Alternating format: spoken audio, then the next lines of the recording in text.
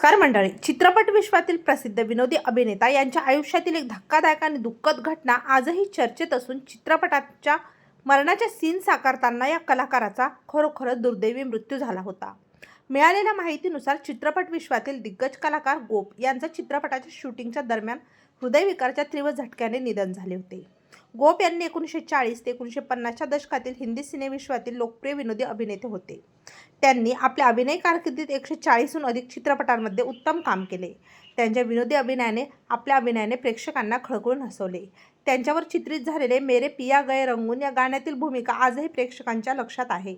1957 साली कुंदन कुमार यांच्या चित्रपटात त्यांना हृदयविकाराचा झटका येऊन निधन झालेल्या इस्माचा अभिनय करायचा होता.